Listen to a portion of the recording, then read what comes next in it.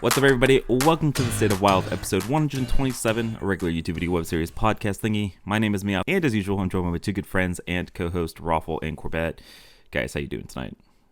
You know, I'm doing great. I'm ready to rock, personally. But yeah, I pre-ordered my festival tickets. I'm looking forward to it, and yeah, it should be good. Yeah, dude. The festival on your birthday. Before we go any further, everybody pause the video, go to the YouTube channel. Go down to the comments. No, don't birthday. do that. Nope. Stop that. We have to tone that right down. I'm very much one of those people that gets sort of, I don't want the attention on my birthday. It's too late. It's too late. Everybody go wish him a happy birthday. But yeah, what a gift. You guys took last week off. Perfect timing because you guys came back and we had a mini set announcement. Brand new Hearthstone expansion coming soon. And it is music themed, music festival themed. It's called Festival of Legends. Yeah, super exciting.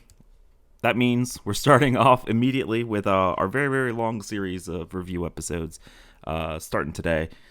So let's just hop right into it if you guys are good. So to start off with, we've got a couple new keywords that are being introduced in this set. The first one is finale. And so basically what that means is when you play a card with finale, if it's the card that used up the rest of your mana crystals, you get a little bit of a bonus, right? So payoffs for using your mana, you know, and sequencing your cards properly. And so one of the examples they give is a really boring card in Ghost Rider. It's a 5-mana 4/4 undead. Battle Cry, discover a spell. If it's, you know, the spell that you use all 5 of your mana crystals on, you get a finale trigger, so you discover another one. So basically 5-mana 4/4, discover 2. And then there's another mechanic called Overheal. And so that's exactly what it sounds like. If you overheal a minion, right, then you'll get an extra trigger, a bonus effect as well. And so they did say that Overheal is going to be kind of a new evergreen mechanic for priests, so we should be seeing it a ton moving forward. So before we go any further, finale, how do you guys think it's going to play in Wild? I mean, in any format, using all of your mana is good. Manipulating your mana in a way to ensure that you get the effect can be clunky. But like as always with any keyword, it's going to depend on the quality of the cards at their baseline as well as the bonus effect that you get. So I think it's like going to be an individual basis as per usual.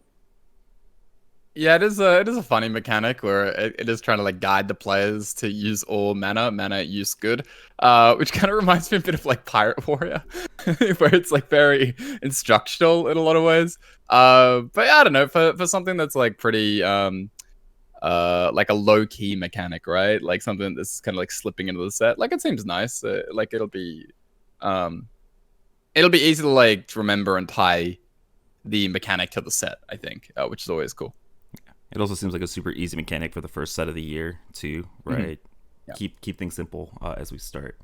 All right, and so we are a music themed set, and so each class has a specific genre of music that's attached to it. So they also, every class is going to get a unique musician, so you're going to get like a kind of a signature legendary minion that's going to be iconic of that style of music, and you're also going to get a popular song or an iconic song, which will be like a legendary spell. And then we're also going to have a special weapon that each class gets, and so that's going to be kind of the instrument that the classes have, and each of those are going to do unique things. And so kind of the special thing with these weapons is once you equip the weapon, special things will happen if you do stuff while they're equipped. And then last but not least, a slightly, less prevalent kind of mechanic are these harmonic dissonance spells. And so basically these are spells that are going to kind of swap effects between two different effects while they're in your hand, and so you kind of just pick which one is best for your current scenario. So yeah, that all being said, you guys ready to get in and start evaluating cards blindly? Our favorite part of every card review set. All right, let's hop into it with let's just go class order. Let's start with Death Knight. And let's start with their kind of unique instrument in the Arcanite Ripper. It's a 3-mana 3/2 weapon, 1 blood rune requirement. Death Rattle, summon a 1/1 lifesteal undead. And you can upgrade this by changing your health on your turn while equipped to improve. And so I'm assuming it improves the stats of the minion that it summons when the Death Rattle triggers. So 3 mana, That's odd. Not even. One blood rune. So immediately, like, not super enticing kind of things, but do you think something like Reno Death Knight, which is where we've primarily seen blood runes, is interested in a card like this? Yeah, I mean, just because that deck is hurting for cards to finish its deck, right? Like it's been running, what is it, Soulbreaker or whatever for a while. This is probably worth the consideration for that slot. Seems pretty easy to upgrade, both from healing that's available in blood, as well as just like bashing your face into a minion, which is what you're going to be wanting to do with the weapon anyway. So, yeah, decent payoff if you can like. It breaks if you swing it into 2 minions, it breaks summoning a 3/3 lifesteal. So, seems fine. Yeah, it seems really good. You can also weave in like vampiric blood and things like that. So, seems to have like a very high floor, right? Like it's always solid, and it has potential to get very, very good. Like don't underestimate lifesteal. Lifesteal always stronger than you think. So, it seems good and easy to slot in that either Reno blood or just normal control blood. Yeah. I mean, you just like Vampiric Blood upgrades this twice because it's 2 instances of 5 life gain. And then it's also, what is the 5 mana card? Blood Boil. It's going to trigger this multiple times per trigger. So I can actually see this very quickly getting out of hand in something like Arena Death Knight. So it seems pretty strong to start us off with. And next up we have Harmonic Metal. So this is one of those harmonic dissonance spells that we were just talking about. And so this is a 3 mana spell, 1 blood rune, that says give 4 random minions in your hand, +2/+2, swaps each turn. So it swaps to the dissonant metal, which is give 2 random minions in your hand, +4/+4. So this is kind of supporting that hand buff blood Death Knight archetype that we kind of, got a taste of last expansion. But I mean, it's 4 mana or 3 mana for 4. What was that? +8/+8 worth of stats. How are we feeling about that? Seems expensive, but generally kind of a cool card. Just as an aside, I like that it has a bit of flexibility in one of the downsides of a hand buff style deck where you don't have enough minions in hand to get the value off of your hand buffs. Feels really bad. Well, the dissonant side of this like kind of corrects for that. But I don't think that deck in general has enough support right now to be a thing. Like, it doesn't have enough like low cost buffs, nor does it have enough like refill and sustain like a hand buff paladin to like hit a point where it's going to be buffing enough to be a good deck. So I think this probably doesn't it helps, but it doesn't solve the problems that deck already has, which is just not enough good cards or payoff cards. Yeah, I mean, there is kind of this like one, which is like Blood Tap is elite. You ever get that off a school teacher, and sometimes that card is just crazy. But yeah, we do need to see a bit more because I mean, it's really good with Swarm Guard. Like that could be a lot of stats on a Swarm Guard. But we've seen hand buff decks in WoW before in Paladin be very strong, but the format's kind of also moved a little bit past that style of archetype. It feels like. So we'd have to see a few really strong power outliers to really make it work in Wild, especially because so many of the cards are still overlapping in Standard. Yeah, any of those hand buff effects is just going to be kind of nutty with Swarm Guard. So I feel like we're going to be saying Swarm Guard a lot for that archetype. Next up, we have another Blood Rune card here called Screaming Banshee. That's a 5 mana 3/6 undead, 1 Blood Rune required. It has lifesteal. After your hero gains health, summon a soul with that much attack and health. So it's a 5 mana 3/6. I'm assuming that when you are playing this, you're hopefully triggering it on the same turn, so it's probably 2 bodies. It is 5 mana and a little bit of investment to get going, but that it has the ability to just kind of pump out a lot of bodies and stats on its own as well. Curves beautifully into Reno Jackson. For a big beefy boy, if you can pull that off. So I'm looking forward to that. I do like as an aside, I don't know how strong necessarily this card will be, as much as I'll probably try to make it work because it looks fun. But I do like that the cards that we've seen so far have been singular Blood Rune, giving them a bit of flexibility, and you can mix and match a little bit more than we saw with the initial introduction of Death Knight. There aren't a lot of heavy rune investments that we've seen just yet. Yeah, this card seems, I don't know, like does it end it? Like, if you're playing against aggro, this feels like you can't trade into it. Like, it has very low impact in, slower matchups and things like that. But against aggro, like, even if it's not really doing anything necessarily on the board straight up, with the 6 health, it means that if an aggro deck tries to trade down, they probably have to hit it at least twice. And all of a sudden, you're getting like 6 worth of stats. You're healing for 6. And that's really tough. It curves quite well with the weapon as well, where a lot of times you equip the weapon on 3, you swing, and all of a sudden you have like a 3/3 on the board. If that doesn't get cleared, then it means that if you play Banshee on 5, you can just go phase, get the immediate lifesteal, get that 3/3 immediately. So yeah, I don't know. A lot of healing that we're seeing. Kind of want to see a bit more to see if like blood goes in this direction. Overall, but man, this is a lot of life gain that they're really leaning into so far.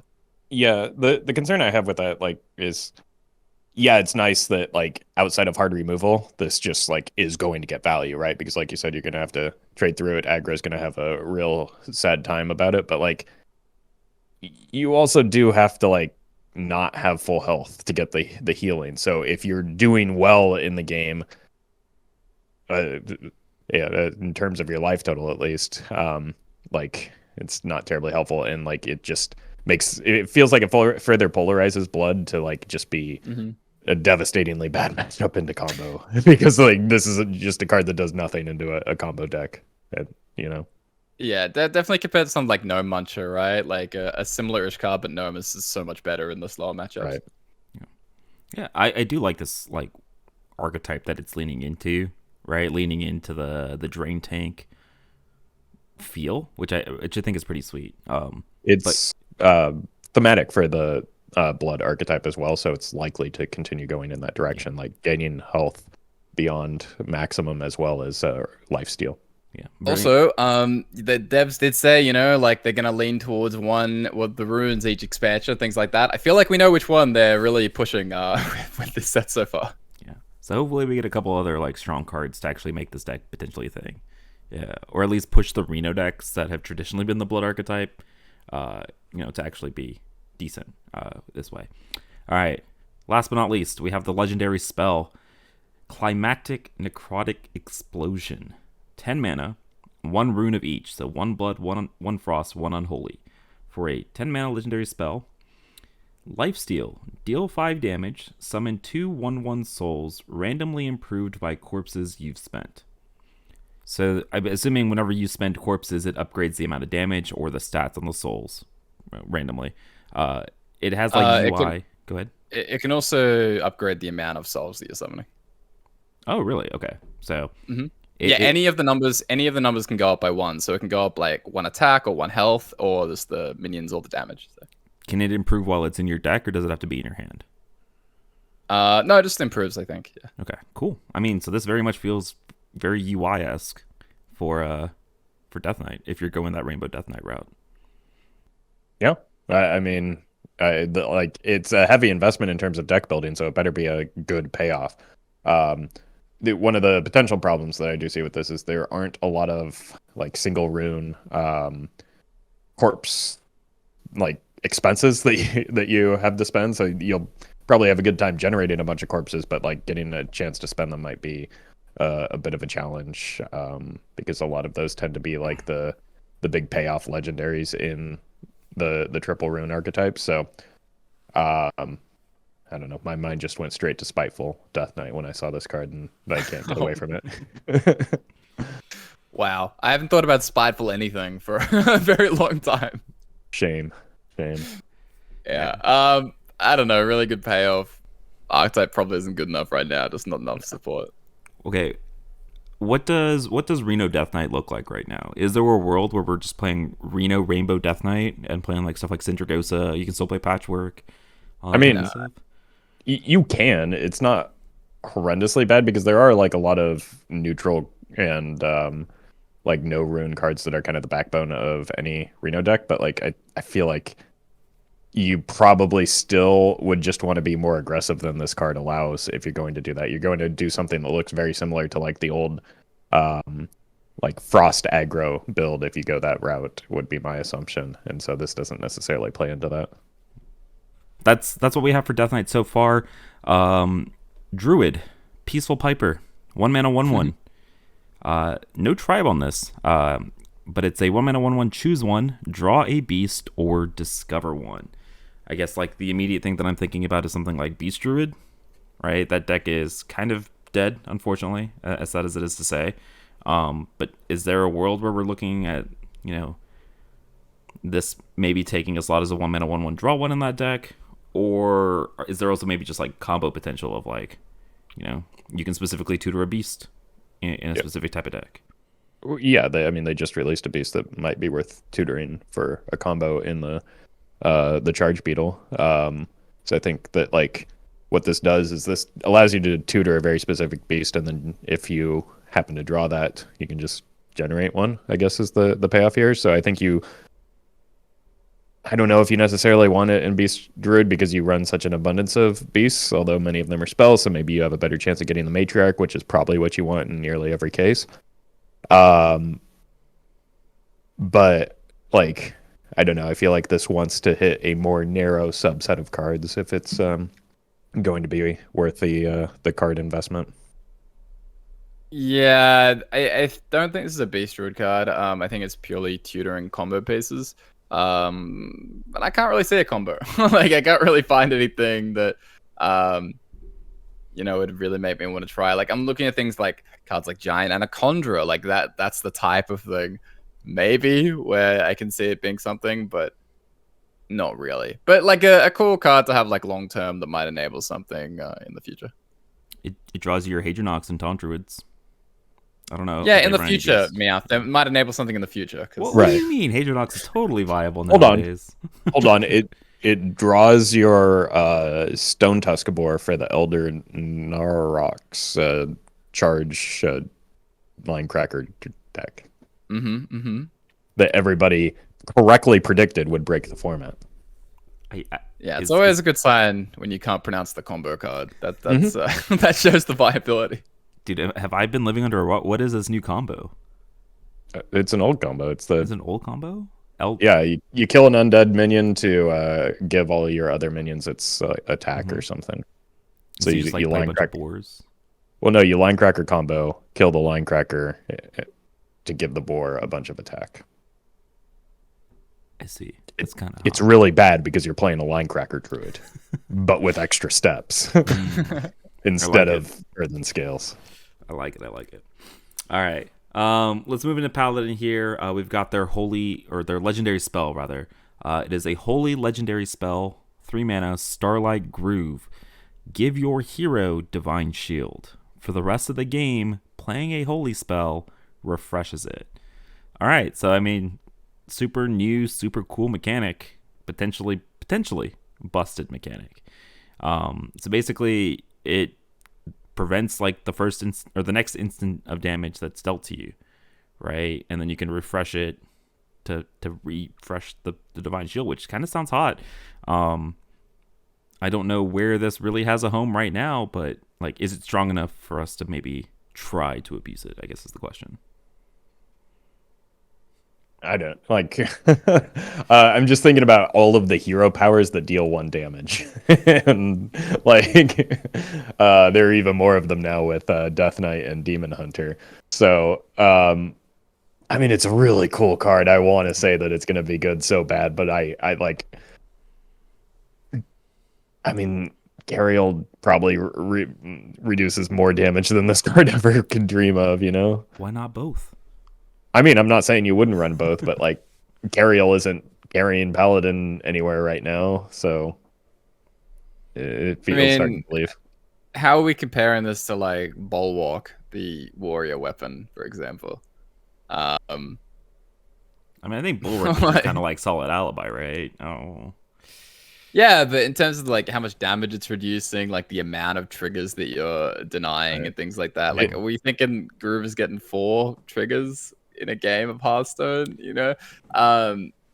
Like you can play this in something like Libram Paladin, right, where you can play a very small number of spells with like just the Libram Wisdom, just Christology, just this. You can play Vindicator, then you can have your Elder, your Knight of Anointment.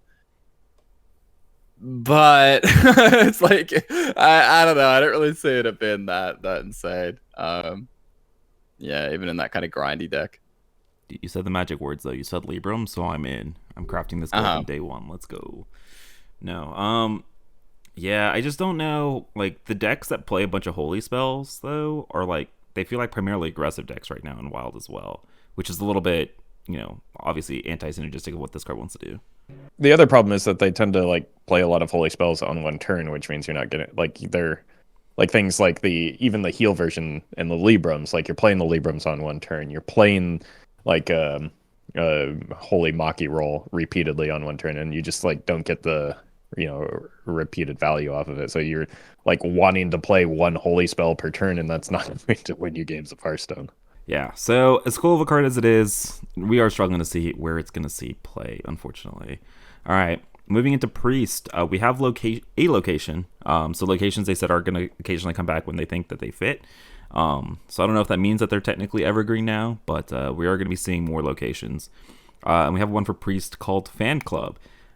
If anybody's a Pokemon fan, you guys should like read the flavor text on this. Very, very fitting. But it is a 1-mana location, 2 durability, that says restore 3 health to all friendly characters. So it looks like Priest is kind of going back towards a healing theme this set, right? Especially with the reintroduction or introduction of the keyword Overheal. So this is basically at its core 1-mana heal 6 to your hero, right? As well as potentially synergizing with stuff like Northshire, Cleric, and everything like that. How are we feeling? Yeah, I think it'll depend a little bit on like the density and quality of some of the Overheal cards, but like it generally seems like it has maybe a little bit of potential. Definitely not as good as the Cathedral location that Priest already has available to it, but also like we play Wild and healing doesn't keep you alive. It's more about if there are any like potential minion payoffs that are worth running this in, I think. So things like Cleric, even a injured Blade Master type thing could make this worth a consideration. Yeah, I really like this card. Like I would probably be playing this in Reno Priest. Like Reno Priest being a deck that doesn't actually have like a ton of healing in life gain. That's why it sort of struggles sometimes against some of the more like burn type decks. Such low investment, and yeah, like Meowth said, at its baseline, it's like slow, but like a 1-mana heal 6 to your hero, and a lot of upside on top of that, especially for a deck like Reno Priest, which does play for board pretty aggressively. That does have high health minions and things like that, whether that's a Carney or, like a Raza in the mid game and things like that. So I like it. This is a standalone there. I'm very intrigued by what this card can do with things like Cleric and the return of Wild Pyromancer and things like that. Like preloading the board with a mass AoE heal effect like that makes me very excited. So I think this is a very like non-flashy card, but I'm definitely a fan. Yeah. Are we getting closer and closer to the day of like that tempo heal priest being like an actual thing where like you heal and you like gain stats and stuff like that? Yeah, I mean, we've had like multiple cards that kind of support that. Like Animate Dead, great fit for something like the injured Blade Master, injured Tolva. And this is another card that kind of supports that. So is it there all the way there yet? I don't know. But I mean, if Overheal is like this core mechanic and all of a sudden we have like multiple uses with cards like Circle of Healing, there's a lot of wild support, and that's like often when you get the best decks is when they introduce new stuff that happens to work with things that they were never meant to be paired with. So I would definitely keep an eye out on those injured cards and stuff like that as the pre-reveals come out. All right. I'm gonna skip over this one and hop over to our legendary because it synergizes with the conversation that we're having, and that is Heartbreaker Hilonis. 4-mana 4/8 Battle Cry, deal 4 to this minion. So it is essentially a 4-mana 4/4 that you do not want to play with Bran. Overheal, deal 5 damage to a random enemy. So you have to heal it for essentially 5, right, before it triggers. But when it triggers, it does powerful things, right? Because that 5 can go to the opponent's face. So maybe kind of the top end for that tempo heal deck, maybe. But if you're not able to trigger that Overheal super effectively, I think this card's probably just trash. I mean, it can. So like it can like how does Overheal work exactly? Like if it's already at full health and you heal it, it just re-triggers again, It right? does trigger, yeah. Like you can just like keep triggering this. That's like I said, if you can trigger it a bunch, it's busted. But if you can't consistently do it, it doesn't feel very good. It's a lot of damage. It's feeling a little Dragonbane-esque. It's a lot of damage. We have Radiant Elementals sticking around in our format, as well as things like Renew, like a lot of spell generation, even like Sethic Veil Weaver. Like there's some potential here that is kind of spooky for just like bursting. Like you need 6 triggers to go face. A Miracle Priest can do that pretty easily. Like play 6 spells. You have like a singular like Circle of Healing heals this to fold, then you're immediately like overhealing it already, and that's a 0 mana spell. You have things like Regenerate to like play for 0 naturally. Like I could very well see something like this Zyrella to like clear a board, as well as like Radiant Elemental, and then just a bunch of spells to churn out some burst. Seems kind of spooky. Maybe not strong, but like seems like the Corbett deck though. Right. Yeah, you get a Northshire Cleric. Yeah, you get Northshire Clerics and like Corb said, Reanimate Deads to like really start churning through. Corb is the new APM mage. I don't know. Like I don't know what this is. I mean, it could be something like that, but it could also just be. I mean, burn heal priest, like dude, that gets me excited. Like I just think there's a lot of cool shit that you can do with this, and like binding heal. Like I'm looking through this collection right now, and I'm just there are a lot of cool cards. It's hard to kill too. Like it can clean up the board against aggro itself, and then just like stick around for it. Like you can just tempo this out, get a few triggers on it, and finish things off next turn. Yeah. We're 2 cards into priest, and we're thinking about new archetypes. That's, I think, a pretty good sign. Pretty exciting. That's a good sign. Yeah. All right, let's go to a little bit less exciting of a card, and that is Power Chord Synchronize. 2 mana holy spell, choose a minion, add a copy of it to your hand. Finale, give both +1/+2. So this is basically Seance number 2. It's holy, and it has an upside, right? Where if you copy your own minion, it's the last 2 mana that you've spent, then it's going to trigger and give you some stat buffs, which is always like nice to have, right? But I think you're primarily playing this for the Seance effect. I guess if you're like not playing Shadow Arena Priest for whatever reason, you're playing normal Arena Priest, this is probably just an upgrade on something like Seance. No, it's like it or like you said, it's Seance number 2. If you're running a Reno Priest deck, like Seance is worth a look. It's also something that can be generated off of palm reading, so like I think it's just fine as like Seance number 2. That like I don't think it needs to be more than that to be a card worth looking at. Yeah, there might be like specific decks that want to play this with Radiant. Like you play this and play Radiant and then this on turn 3, and then like that way that you kind of threaten and you can always animate dead, but you get another copy back in hand. You get a biggish 3/4. I don't know, things like that. But like you said, other than that, it's just not relevant for Shadow Reno. And we're probably not playing decks that aren't Shadow Reno if we're playing Reno Priest. So yeah, kind of a weird one. I guess something I didn't completely understand with Finale. Do you have to spend mana in order to trigger the Finale effect? Like if you can discount this to 0 with double Radiant Elemental, does it trigger the Finale effect? Not that it's going to be relevant, but just I don't know. Well, the way Finale is worded says bonus if this spends all your remaining mana. So unsure whether can you go from 0 to 0? Like I think we need dev confirmation on that. So I have no idea. I don't know. All right, we'll make sure to tweet out after the recording of this podcast and ask some questions. But yeah, so that's Priest. I think an exciting start for Priest. Actually, I don't think I've ever been this excited for a Priest reveal season after seeing Hilonis and Fan Club. You guys got me talking. You guys are talking about this new archetype. Got me excited. Fan. All right, let's move into Rogue here. Let's start with Beat Boxer. 3 mana 4/3 mech combo. Deal 4 damage. Randomly split among all enemies. This is just like insane SI SI7, the 3/3 deal 2. You coin this on 2. 4/3 that deals 4. It's probably not good enough for wild decks, but is there a Mech Sonya OTK you can do with this? Go on. I don't know. Like you would need to find a way to kill it, I guess, repeatedly, right? Maybe not. No. Yeah. Yeah. Maybe there isn't. God, I hope not.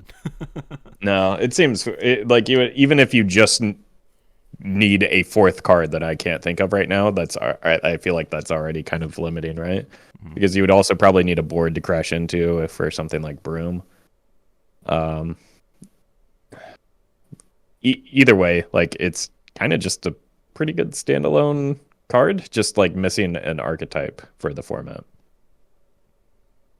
All right, let me just look through the collection real quick. I need to find this OTK. Yeah, I mean, like probably the greatest arena card of all time. I don't know, it's really strong, but don't really see where the right fit is in Wild. Like standalone busted cards sound cool, but if there's no home, there's no home. And that's the sad reality, I think, for Beatboxer. Unless there is this mysterious OTK that I'm gonna have to keep an eye out from here on out. Look, we also just had some like very high quality random 1s and 3 drops. Like, is this the time for Odd Rogue to return? Would you even play this in Odd Rogue? I think you want to go hard on the 1 drops in Odd Rogue. Yeah, I don't think this would make it into Odd Rogue. It's very good though, obviously, but probably not. Yeah, it will just probably be like a great standard card, busted in half arena card. Unfortunately, unplayable in our format. All right. Let's move into the legendary weapon here, or I guess it's not legendary. Epic. The weapon. It's an epic. It's called Record Scratcher. 3 mana 2/2. Death Rattle, refresh 1 mana crystal. Oh no, I do not like where this is going. Oh, I like it. Play combo cards while equipped to improve, and I'm assuming it improves the amount of mana that you get back.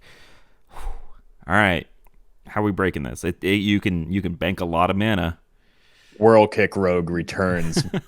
I can't wait. I think that's the opposite direction I was going, but I'm proud of you, Roffle. What are you talking about? You can get so much mana back that you won't be able to spend on the trash combo cards that you end up generating. You can head crack so many times as a result of this. I think it's cool. I don't know that it alone right now will break Rogue in Wild, because playing the combo card seems like the limiting factor, right? And so that's going to take time, no matter. You got all the little 1-mana cantrip cards that Rogue has gotten over like the past year, combo cards, right? Yeah, like Gone Fishing is pretty good. The Gone Fishing and the Ghostly Strike, yeah. But like one of those isn't going to, you still have to start the combo off. You still have to like combo towards something, right? You need a storm effect is really what it comes down to. Yeah. I guess my question is like, does this bring back something like Miracle Rogue? If you're playing a bunch of combo cards, and Corb's typing away, dude. Corb is looking up all the combo cards in the collection right now. Yeah. I think this could be insane. Like, I think this card could be crazy. Man, like this and Pillager could have been just kind of mental. Now I think about it. Thank God for the Wild Summit, then, right? Whew. Yeah, thank God for that. Also, Garrote Rogue. Things like Octobot. Things like Octobot all of a sudden making Gone Fishing and Ghostly Strike. Wow, those go to 0 mana, huh? And you can preload this up like crazy. Pop off with Field Contact and just keep going. Like, I mean, it could bank like 4 mana, like so easily. Heading like you just play it on curve, and then the next turn you just have 4 extra mana to play with. Like banking mana, it's like just a humongous conjure mana biscuit, and you can just do some crazy stuff with that. So I think this card could be freaking insane, just absolutely broken. And like, if it is the Garrote Rogue that it pushes, that would make me so happy. Just thank God Pillager's not around, because like Pillager would probably, like, if you have the minions in hand, you end up just playing all the combo cards anyway, and then you can just like have so much more extra mana to work with. It would just be like turn 4 OTKs all over the place. So yeah. See, stop scaring people because that's gone. Yeah, right? sorry, it's gone. But yeah, I don't know, like Garrote Rogue, like really excited about this card if they do bring back Octobot. All right, Matt London, for Chord's birthday, make sure that you revert Garrote and an Octobot. All right, got to do it for him. Yeah, dude, I'm kind of scared now. That it's giving me Rune Mithril Rod vibes. You know, like it has the potential to be like super gross. So, a lot of mana cheating. Yeah. All right, you know what's not a lot of mana cheating? Shaman cards, classic. Brass Elemental, 4 mana 3/3 Elemental with Rush, Divine Shield, Taunt, and Wind Fury. It's the Corpse Taker of yesteryear. It's so cute. Like, it's straight out of 2019. Yeah, and he's doing his best. All right. Unfortunately, we're in 2023, and Elementals feels bad, man. Yeah. All right. Yeah. That makes me sad. Let's talk about Warlock cards. Void Virtuoso, 1 mana 1/3 demon. During your turn, your hero is immune. Those are some interesting words on that card. How do we combo with it? You make sure that Stealer of Souls does not return as it's currently worded. That's step 1 for what you need to do with this card. I don't care what step 2 is, just as long as you meet step 1. Like, just hold there. Just yeah, that's all I care about. You absolutely have to change Stealer of Souls at this point. I was on the fence about like whether or not it mattered if they like reverted it since it's already at 6 mana. You have to. You have to. Yeah, definitely agree. Other than that, yeah, I don't know what the hell you're meant to do with this. Like, this feels like I need to see the entire Warlock set. Like, if this is just meant to be a standalone thing that you just play, I don't think it goes anywhere. But really interesting card. Yeah, I'm. If this is just like play a 1/3 on 1 and then you can tap on 2 and not take damage, like that's boring. That's a card that does nothing. Yeah, yeah. The first thing that came to my mind was like Blood Bloom. Because like this is a demon, so you can sense demons, and then if you like, you can go turn 5, play this Blood Bloom, something huge, and not take 1,000,000 damage. I don't know if it's worth, right? But like, that's like the first thing that came to my mind. But I don't know. There has to be something. I'm sure there's a lot of smarter people out there that they're brewing up some sick combo that's gonna break the format. And if you have it, let us know down in the comments, so that we can yell at you and try to hide the information. But It's got a powerful line of text, right? It's got a very powerful line of text that has to be able to be broken in some way or another sometime soon, hopefully, or hopefully not. So yeah, let's talk about Opera Soloist. It's a 5 mana 4/6 demon. Battle Cry. If you control no other minions, deal 3 damage to all enemy minions. So again, seems like a busted arena card. Does this see play in like Arena Lock? Are we fans of that in there? Nope. Okay, thumbs down. I think it has potential. Like, we've moved away from the demon package. Like, it's not as good as the Karen card, but it's a mana cheaper and has a better stat line. Like, that's worth considering. Yeah, but you have to like being. Yeah, I mean the thing the Warlock needs is not more removal is the problem, right? Like, it has Gigafin, it has Defile, it has ways to keep the board clear. So I also feel like these if you control no other minion cards, I feel like they're always worse than you think. You know, like in actual practical games of Hearthstone, like you think you're the defensive deck, you think your board's clear. But tempo is good. Fighting for tempo is good, and often you just have stuff on the board, and like often you're in slower matchups where like you want to be aggressive and things like that. So I don't know, they just never quite land the way they look on paper. Yeah, especially in the format like Arena Lock's built right now with like 4 or 5 1-drops because you want to play Plague of Flames and things like that, and it doesn't really work with how this card wants to work. But yeah, I'm also not a huge fan. All right, we're recording on Saturday night, so the rest of the cards that we're going to be talking about today are all of the neutrals. We may or may not just skip some of the ones that are like super obviously arena cards, kind of boring. But let's talk about the ones that, you know, at least if they have any sort of fringe viability, we're going to talk about them.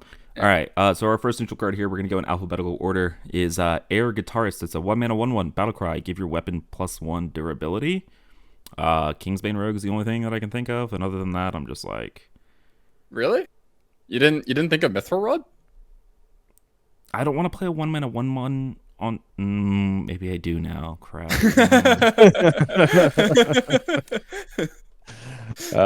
Yeah, that's kind of spooky. I don't want to think about this card. That is a lot of mana cheat. Yeah. But like I guess my concern about the, well, I mean, it's a Defile starter. It comes back from Raised Dead.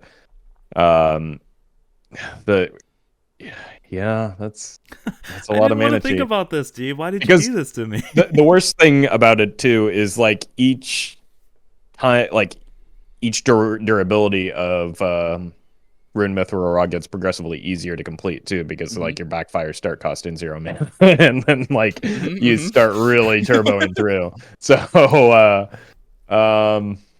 Corb, I know it's your birthday, but I hate you. That's all I'm gonna say. Yeah. That's kind of a spooky consideration. I like, my concern is that like you're already kind of getting punished for paying 5 mana for the rod. Can you pay 5 mana for the rod, then find the room to play this, and like, because this is probably taking the place of either card draw or a removal spell, so like there is a cost associated with it, but the benefit is pretty high. And I guess the last question is like, what are you cheating towards these days? I guess like just more curses, more damn it. Like I will say Mind Lock.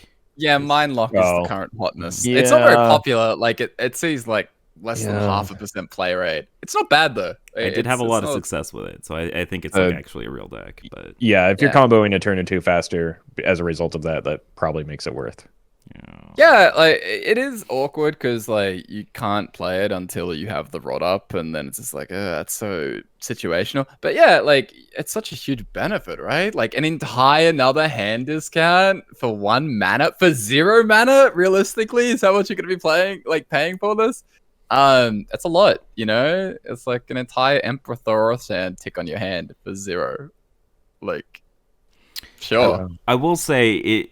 Like, the fact that you can't play it after Rune Mithril Rod is like the part that has me like a little bit on. Before it. Right? Yeah, sorry. Yeah. Does have me a little bit. I'm thinking about like the list that I was just playing of Mind Lock, and I'm like, if I wanted to play 1 or 2 of these, what am I cutting? And so, not really sure what they would be. I am running Impending Catastrophe in that deck, and then like maybe you're cutting that for this, and I could see it, but God, dude. I was like, yeah, we'll just like talk about this for like 2 seconds and move on, and then you said those words, and I hate you. Yeah, I don't think there's anything else, because like you need the weapon to be so broken. Like I kind of had a little look through at the most impactful cards with like how much an extra durability matters. It's things like Bog Spine Knuckles, but like that's probably not gonna be good enough. Just because it's so situational. Yeah, it's just not. You know, like a deck like that is so clunky, but because you're Warlock and you have that life tap and you have infinite draw and things like that, and the rod is so impactful, that just feels like the only place where I'd be looking at it. Yeah. All right, great. Plus, rod's getting buffed as well. You know, it's going straight to 4 mana, so we have to remember that as well. I know it's your birthday. Can we just like kick you off the pod at this point? Yeah, I think that's enough, Corb, for this episode. I think we're done here. Yeah. Oh gosh. We'll see you next week. All right, Roffle, look, they made your YouTube comments a card. Let's talk about Annoying Fan. So 1 mana 1/2 mech. Battle Cry. Choose a minion. It can't attack while this is alive. I wish this said choose an enemy minion, because then this could be the most hilarious card in a bad Shutterwalk Shaman list. But outside of that, I have no idea where this sees any play, but it's really, really funny. Yeah, it's funny. Yeah. We'll find a way to make it play, just because because of the art, because of the effect. It's got some true troll potential, and that's about it. Yeah, I can see some achievements already about this card, for the new set. Okay, Crowd Surfer, 1 mana 1/1 Murloc, Death Rattle. Give any other minion +1/+1, and this Death Rattle. This kind of feels like a Battlegrounds card. I'm not gonna lie to you, but how do we abuse this in Wild? Is there? Is this just good enough to fit in Murloc Shaman decks? or like just Metal Initially, in general? I thought so, but then I reread the card, and it could give your opponent's minion this death rattle, which is not a thing that you would want. All right, So I we're think skipping that this one. that's disqualifying on its own. Yeah, why is it any minion? What? Well, he's crowd surfing, dude. You don't know who's You gonna can just crowd surf on one side of. I don't. Yeah, you're not wrong. But You've clearly never gone crowd surfing. I know. Yes, I can attest. I have never been crowd surfing myself. But all right. Well, let's add frequency oscillator. 1 mana 2/1 mech. The next mech you play cost 1 less. Get your mech warpers down for 1 turn early, or 1 mana early. You know what I mean. Discount your mech warpers in your mech decks. I don't know that they need more help discounting things, but Octobot. I'm just gonna Octobot. So you're saying Mech Rogue is going to be a real deal with this expansion?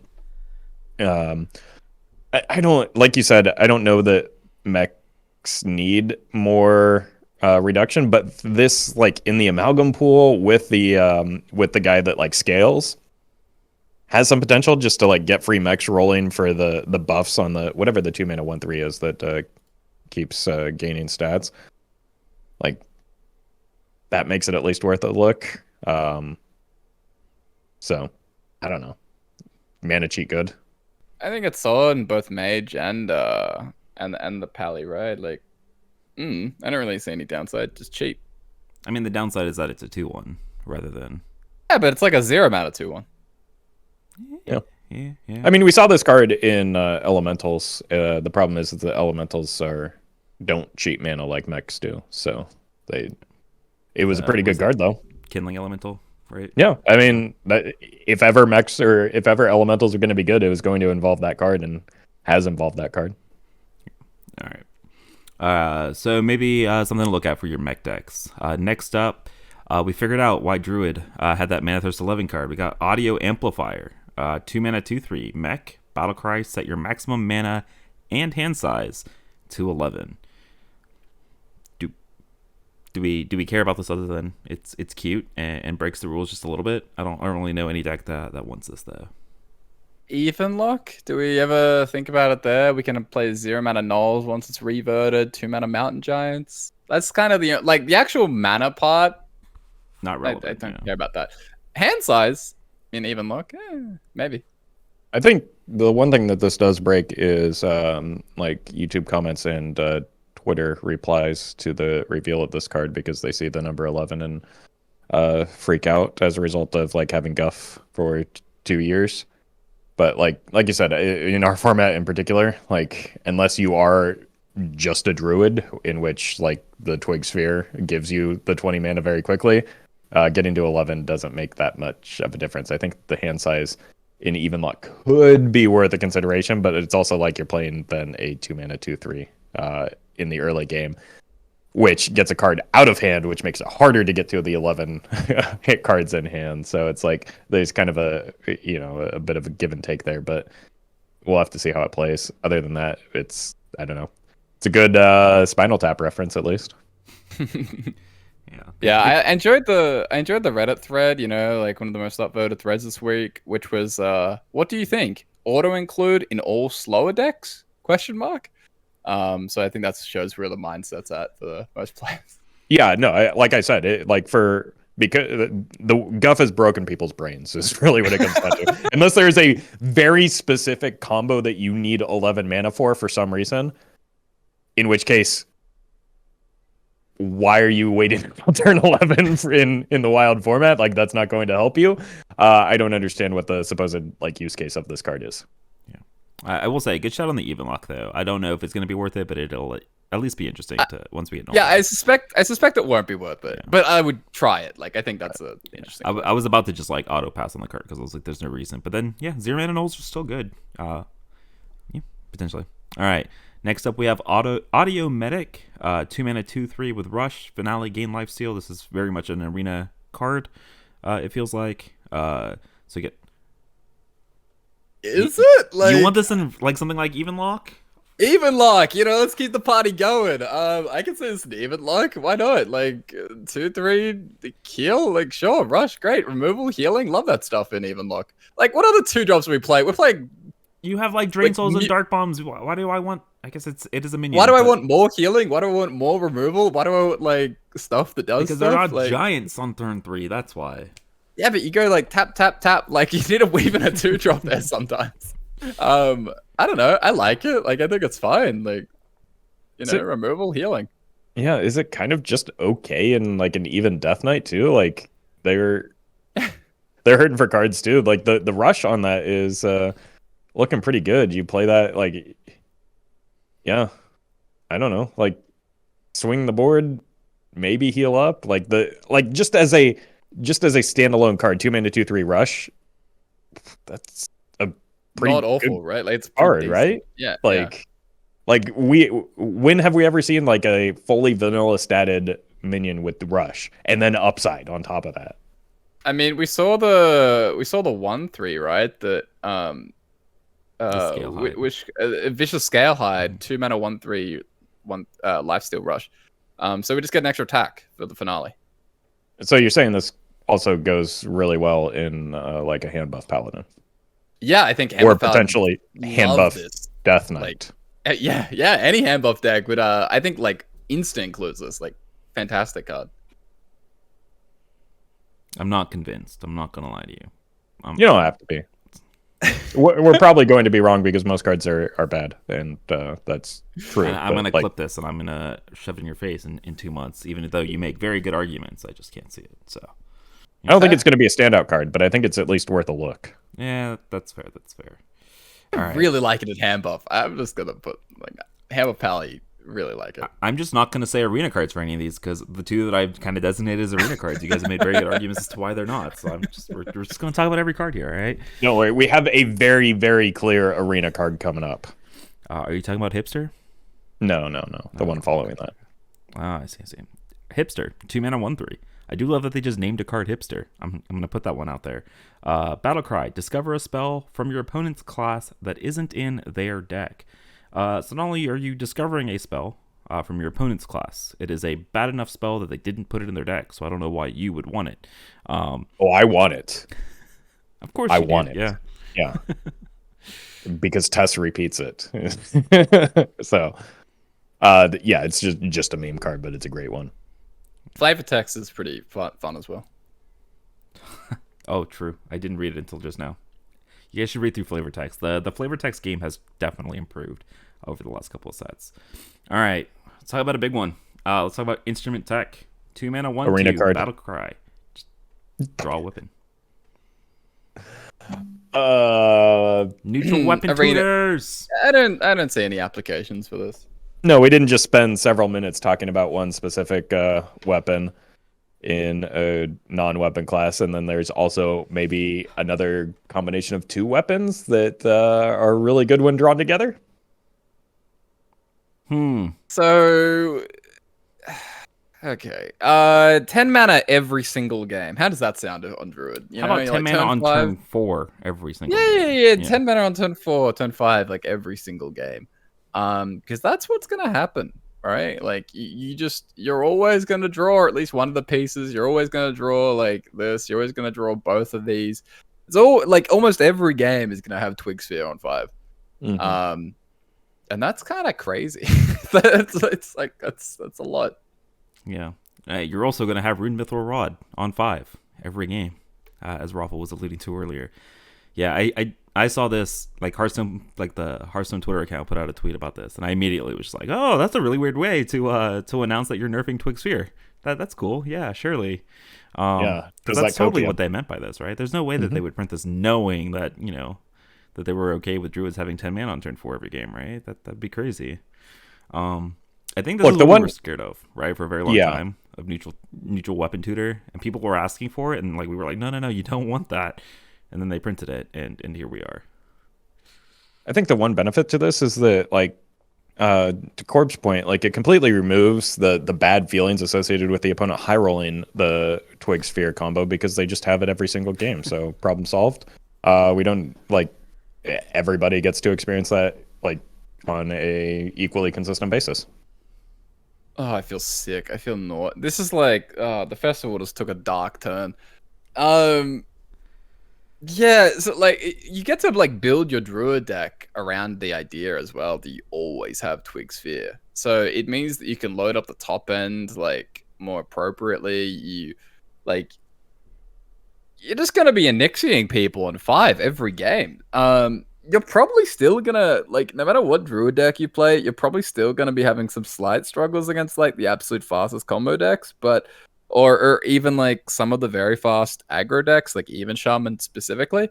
But against most things, like 10 mana on 5, like that will win faster games. So yeah, concerning.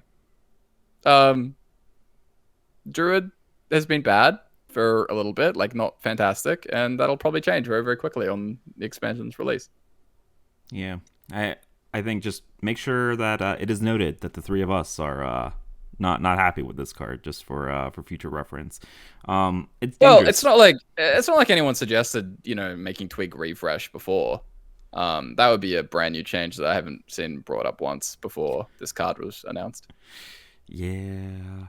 I don't know, maybe, like I said, this is the weird way to announce that they're nerfing it, and rather than just straight up coming up and saying it, but, it is what it is. They announce things how they want to. This card's dangerous. That's all we gotta say. It's dangerous. It's gonna do things. It's gonna potentially make for some very unfun play experiences, depending on how quickly those druid decks get refined and how quickly the meta can adapt to it, I guess. I know Roffle was joking about the feel bad thing about the druid. I kind of think there's a trueness to it, where it's like, if the druid just always does it, then it actually probably doesn't feel quite as horrible. Like, I don't know. It's gonna feel suck. like crap, though. It's gonna suck. Don't get me wrong, but I feel like if it's like the opponent's game plan, they just always have it. I feel like that's even like less feels bad than them just high rolling it. But man, this is gonna be. I don't know. When my opponent goes ice fishing on 2 into Flurgle Talks on 3, I saw it coming. It still feels really bad. Like, I don't know. I don't know. It's not gonna feel any less bad when they do it to me. I can't. Why did they do? Like, I know why they did it, but why did they do it, man? I'm happy that they printed this card like outside that interaction. Like, I think neutral weapon draw is like a good thing to have in general. It's just, it's interesting. Outside of one, yeah, there's a minor issue, but yeah. I can't. All right, whatever. Let's move on. Let's talk about Party Animal. I actually kind of like this card. It's a 2-mana 2/3 beast. Battle Cry. Give +1/+1 to a minion of each type in your hand. Any Menagerie Warrior fans, or just kind of Menagerie decks in general? It says 2-mana hand buff on a stick, which seems pretty powerful.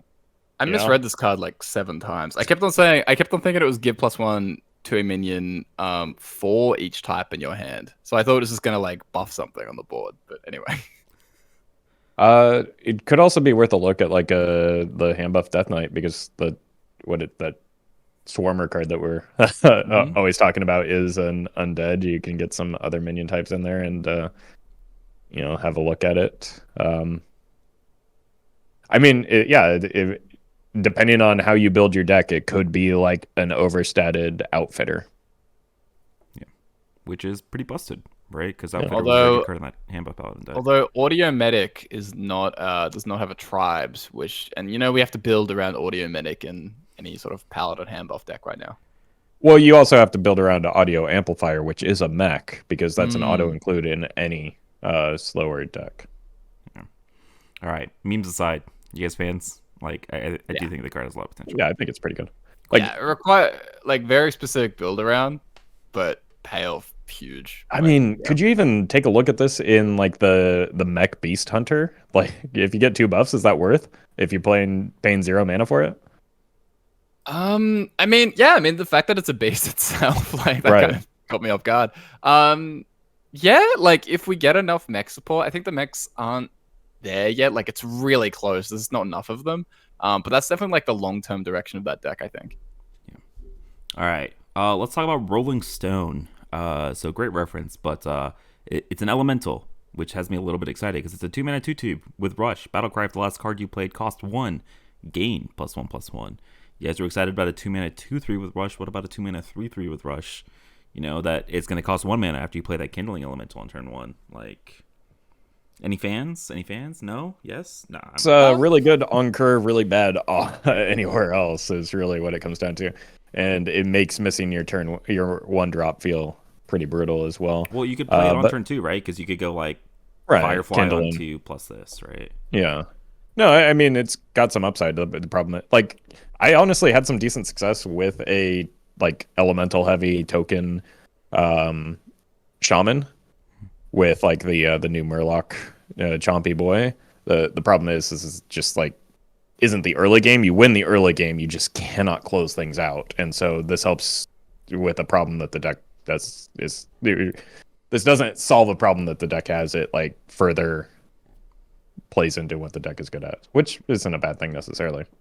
Oh yeah, I don't know like how to make this card. Like the thing I like about some of those other cards we were talking about is that they can go in even decks. And obviously, this is probably not the best fit for a Gen deck, I would say. So it's kind of hard to figure out like the home for it. You know, like I like it. You know, like on curve, 2-mana 3/3 rush, great, big fan. Where does it go exactly? Mm-hmm. Yeah, I don't know. Aggro Elemental Shaman, baby, it's a thing. Definitely off this one card. Yeah, I don't know. What about Stereo Totem in something like Even Shaman? It's a 2-mana 0/3 totem. At the end of your turn, give a random minion in your hand +2/+2. So it's a little bit slow, but it does scale particularly fast. It does scale. But what are you cutting from Even Shaman to make room for this? It was my first question, and like you kind of top deck a lot in Even Shaman because you just kind of vomit your hand into play, right? What if you don't hit much? Like I don't know that a deck as fast as Even Shaman wants to slow itself down by rolling for value like this, right? Maybe it does. I could be very, very wrong because the upside of like a card like this seems pretty high. When you're like buffing your 0-mana minions that you then copy with like a with the weapon. Yeah, but I think it probably doesn't make it because it's no board impact. Like right, no board impact, and we're talking about a 0/3. Yeah, it's a totem, but like you want to be snowballing the boards that you're developing, right? Like you want to be sticking stuff, you want to be fighting, kicking the opponent off, and then buffing all your things. Like the fact that this is a solo impact, I feel like it's just not gonna be strong enough. Yeah. I kind of agree with you, but it's 2-mana totem, so it has to be an Even Shaman. We have to talk about it, so had to do it. All right, next up we've got Cowbell Soloist. It is a 3-mana 4/2 Battle Cry. If you control no other minions, deal 2 damage. So this. All right. Am I safe to say that this is an arena card? Are we good? Yes. Okay. Yeah. Oh yeah. You finally done it. All right, we did it. I did not mess myself up with that one. All right, let's talk about Festival Security. 3-mana 2/5 with Taunt. Finale. Force all enemy minions to attack this. It's a little bit weird because it has Taunt, so doesn't it? Don't they already have to attack this? You know, I'm not super certain, but it's a 3-mana 2/5 Taunt. Am I also safe to say that this is also safe to pass on? Are we good? Okay. Yeah, it's closer than the other one for sure. Oh gosh. All right, let's talk about Metro Gnome. It's cute. 3-mana 2/4 mech. After you play a 1-cost card, draw a 2-cost card. Then increase. And so what this means is that it'll increase both numbers on the card. And so then it'll upgrade and it'll say after you play a 2-cost card, draw a 3-cost card. So I guess my question to you guys, it's a draw engine basically, kind of what it feels like. It feels like a very bad Spirit of the Frog. I don't know if that comparison makes a whole lot of sense, but I don't know if this is worth building around because it also like doesn't have stealth like Spirit of the Frog does. So yeah, and it doesn't draw off a 0, which is like the main thing that Spirit of the Frog does. So yeah, it's got the best name of the set so far, but that's about all I see for it. All right, next up we've got Outfit Tailor. 3-mana 2/2 Battle Cry. Give a friendly minion attack and health equal to this minion's. All right, does this also fit in kind of like that hand buff style deck, right? You buff up the stats on this card and then you play it and you get immediate impact when you play it by buffing the stats of like the Crab Rider that is somehow stuck around. Cord keeps shaking his head no. I'm just going to let him talk after this and tell me why I'm wrong. it's a 3/2 Meowth. Like, Well, like you're what stats buffing are it. we? You're buffing it, right? In your hand. So it's like a no. No tribe on it. Doesn't even work with the party animal. This is slow as hell. Like, I'd rather play the savior card, right? Is that what it's called? The 2/2 paladin dredge card. Like, that seems Right. way better. And even that wasn't very good. No. Even though people thought it was going to be great in a hand buff deck. So myself included. So like, yeah, I see my head went in the same place, and it's just like, if that card can't make it, this one probably can't either. Look, I was just putting out the play pattern, right? It wasn't necessarily saying it was going to be good, but thanks for saying that for me. Paparazzi, 3 mana, 3/4, Battle Cry, discover a legendary minion. This is my favorite spider tank of all spider tanks. All spider tanks to have ever existed. Competitively viable though, absolutely not, right? Okay, Photographer Fizzle. So I gotta read this. So it's a 3 mana, 3/3 legendary Battle Cry. Take a snapshot of your current hand and shuffle it into your deck. And so this is the classic case of legendary text not really telling you what the card does. But basically what it does is it shuffles a 2 mana spell into your deck.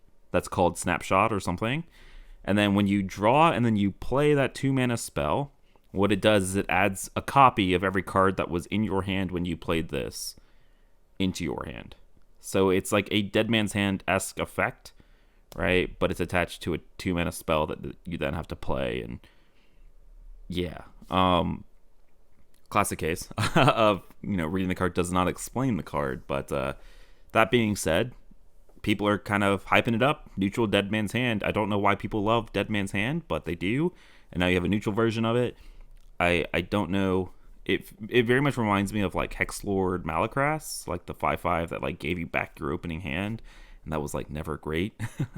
And so I'm really struggling to see kind of where the hype is coming from this card. I mean, the thing that people love is just generating a lot of value. Yeah. The problem is that we play the wild format where that does not win the video game. So it's a cool card. Yeah, but most of the time this card is a 3 mana 3/3, and somebody wins before the photograph or snapshot is ever drawn, and it's just I know who wins. Roffle, yeah, the opponent wins. I was trying to. I was trying to leave a little bit of ambiguity, but yeah, the opponent wins because you played a 3 mana 3/3. Sure.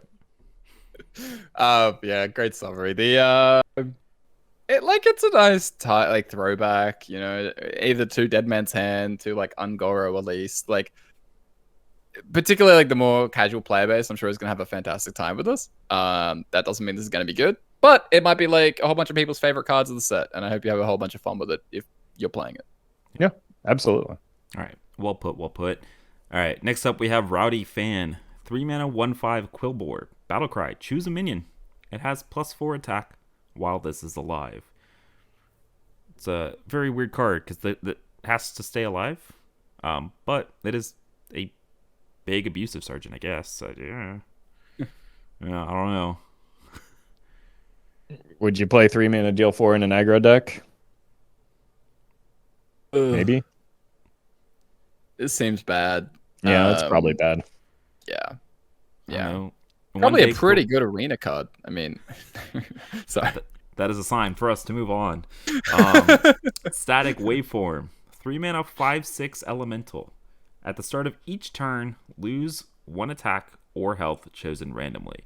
So you play this as a 3 mana 5/6. At the start of your opponent's turn, you lose a stat. And at the start of your turn, you lose another stat. And then at the start of your opponent's next turn, you lose another. Yeah. Can they just print good elementals? Is that asking too much? I don't know. I like it. What? You just like Silence Priest right now. Yeah. Exactly. Yeah, I potentially like it in Silence Priest. How is this better than Humongous Razor Leaf? Because it can attack. It can attack like before you silence it. But then you're spending 3 mana. It's a 5/6. Like it's a 5/6. Like it comes back around to you. It's still like a 3 mana 4/5. Like by the time it comes back around, like it's still doing stuff. And if you do silence it, then the attack downside goes away. Like you get your stats back. I don't hate it in that arc. It's got to be better than the Helmet Hermit, right? Okay, first of all, how dare you? Second of all, I already cut Helmet Hermit like a week or two ago, so yeah. Right, yeah. Yeah. I mean, I saw it and I misread it as only at the end of your turn, and I was like, oh, this card's nuts. It happening on your opponent's turn is a big bummer, but like with the potential to silence, it might be worth a look. It's an Arcane Watcher, right? That was in Silence Priest for a while. When you say Arcane Watcher, that makes me even less excited about this card. Like, yeah, but it can attack. Right? Yeah, but the big thing is that even it can attack no matter what. Like you get something off of it, even if it's only 4 damage to the opponent's dome. Like, I'm such a pessimist. I don't know, dude. My card, it's either that or my card evaluation skills are in the dumpster, and I'm not happy about either of them. Okay, so if it survives like 2 turns go around as well, that's only 4 stats loss, so it's still like, even if it survives that long, it's functionally like a 3/3/4, like kind of. If you think about it like that. Yeah, but that's like if it survives for that long. Like before that, it's still like big. Yeah, the upside is pretty big. The upside of being silenced as well. So are you're happy with playing a 3-mana 4/5 like in your aggro priest deck though? I'm not thrilled about it, but like I can also silence it, man. Silence. Silence effects in your deck though. I don't know. Yeah. We'll see. Yeah, maybe my card evaluation skills. It's probably not good enough. But look, I'm not super happy with it. Is all. It's probably not good enough. Yeah. All right. Okay, let's talk about Worgen Roadie. 3-mana 3/4 Battle Cry. Summon a 0/3 instrument case for your opponent. Break it for a random weapon. So it's Finally, this will clearly be the minion that summons a minion for the opponent that finally deletes Big Priest, right? Like, it has to be said. It happens every time, right? Like, this is going to remove Big Priest as a deck because it summoned something for them. I did not know that's where we were going with this, but... No, that did not have any clue at all. Yeah, I don't know. It's cute. It's cute. It's not going to beat Big Priest. Because they don't even have the random res effects anymore. I know. They're running total servitude. Like, yes. Messing with the res pool does almost nothing anymore. I mean, it doesn't matter because they still summon an Epsilon on turn 3 and kill you anyways. So exactly, regardless of whether you have the 0/3 or not. Yeah, it's cute. It's a throwback. I feel like what was the legendary that they gave out at BlizzCon one year? Marin the Fox. Yeah, Marin the Fox. Kind of feels like a throwback to that. Yeah, what you could actually do is throw this into your Shudderwalk deck and really. Well, you don't even. Marin the Fox is 8 mana. This is a better option where you can just like actually hold the opponent hostage. Yeah, just flood that whole board with nothing but 0/3s. It's yeah. You take all the fun out of Shudderwalk Shaman too. I hate you guys. I wonder what the average weapon is, like the average size. Are you actually considering? Somebody out there do the math for us. What is the average weapon that you get out of a war? Well, because if you just throw it out there in an aggro deck and you insta kill the 0/3, like how much do you get back? Like how? Well, yeah. Or the question becomes, on average, are you making up for the damage that you just wasted into that 0/3? Is a big question, which. Probably you often are, but I think there are enough times where you don't, where you get like the 1 attack weapon, that it's, or like it's an extra turn that's required to kill the opponent as a result of it. Those 3 not going face that maybe it's not worth. And Wild does have, we've got some weapons. Like if you're getting Dragon Soul in your aggro deck, that's a bit dicey. But who knows? I don't know. Sometimes grab that Bladed Gauntlet, baby. Can't even face with it. I'm just gonna assume this is bad, but yeah, it's probably bad. Yeah. All right. Let's talk about Candle Raiser. 4 mana 3/3 with Divine Shield. Finale. Give adjacent minions Divine Shield. That sure is a card. I'm not gonna say it's an arena card though, because every time I say that, I've been proven wrong. So I don't know. I don't even know. Well, that's probably an arena card, to be honest with you. Like that seemed like giving your minions Divine Shield. Yep. All right. Good arena card. Really nice arena card. Let's talk about Cover Artist. 4 mana 3/3 Battle Cry. Transform into a 3/3 copy of a minion. So it could be an opponent's minion as well. Faceless Manipulator vibes. Sort of.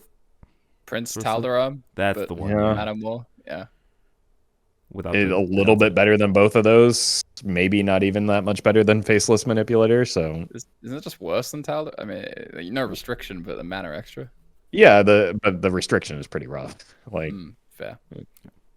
All right, I could see a world where you're doing some like combo shenanigans or like some cute things with like cubes if you're having fun and doing stuff with decks that played Tal'Daram to begin with. Like, you probably want cards like I could see some like super meme Mark combo that's playing like 3 of these on a cube with like Ragnaros or something and doing something cute. But yeah, outside of that, no. I don't think that the card has a use outside of that. All right, next up we have the free legendary that everybody gets for just logging into the game, and that is ETC Band Manager. Okay, so it's a 4-mana 4/4 legendary. While building your deck, assemble a band of 3 cards. Battle Cry, discover 1. So just a kind of a quick reminder, if you guys haven't actually played the game in like the last week and a half, what it happens is when you put this in your deck while deck building, you get the option to build your band. And so what you can do is you can put 3 cards that aren't in your starting deck into that little band in your deck building screen. So like you can't put a second Reno in there, but if you're playing like Reno Warlock, you can put like a second Defile in there. If you're playing like a triple Unholy Death Knight, though, you can't put a Blood Rune card or a Frost Rune card in there. So just like a quick crash course on that. And then you play it, you get the option to discover one of the 3 cards. And then it gets put in your hand, and then you get to play it. So people are kind of equating it to something like a wish board, if you guys are familiar with Magic. But basically, like, you play it, you get to pick one of these 3 options from outside of the game that fits the scenario that you have, and you get to do stuff with it, right? If you guys haven't seen already, I'm just going to sell out our good friend Martian of the show. Had a really, really good Twitter thread about how to appropriately use this card, kind of in the format, kind of how to build the best appropriate band and all that kind of good stuff. I've seen a lot of people playing it, a lot of hype. It's a pretty sweet design and opens up some sweet design space, I think, for the game of Hearthstone. But I'm interested in y'all's opinion on like how it's actually been performing for you guys and whether you think it's going to be like an actual thing once the expansion comes out. It seems useful. It's one of the more interesting like freebie legendaries that you've gotten. Basically, it allows for you to primarily get around deck building restrictions as well as build maybe like a toolkit. So you could get like a second copy of Ice Block and Reno Mage. That's pretty nifty. You hide your Potion of Illusions in here to ensure that Ramnath, casts a Potion of Illusion and give yourself infinite turns as long as you survive the Ramnath. So like that's concerning, but like you still have to get the 9 mana for the Ramnath. So like that's kind of the limiting factor.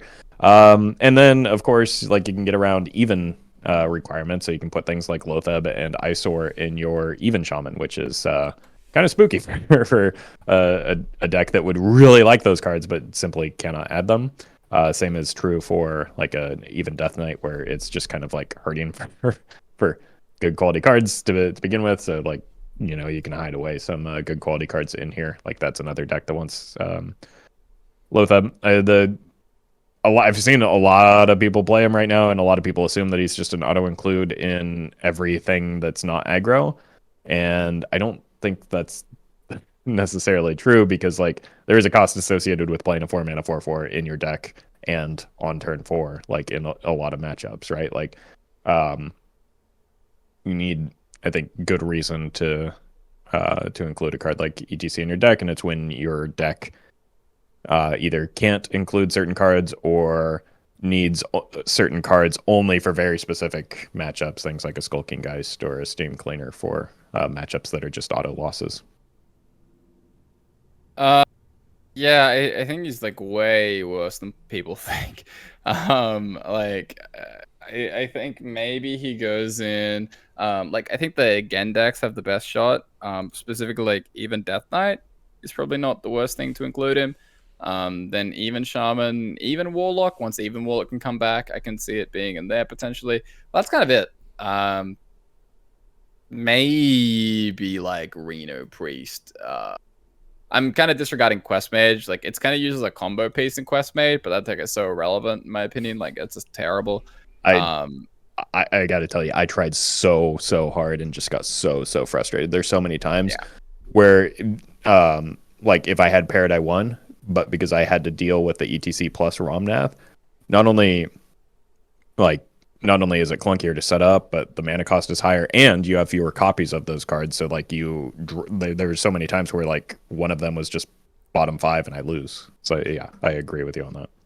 Yeah, so someone calling for it to be nerfed again, and I'm just like, no, you don't have to worry about it. The classic I get it. Nerfs, yes. Yeah, I get it. I get it's frustrating when it happens, but like it's so bad. But yeah, speaking of so bad, ETC. So yeah, I think it's just like not worth it, and like Shatter, most reader decks don't want it. Like I said, maybe the Gen decks, like you can play Lothab, which is a big upside.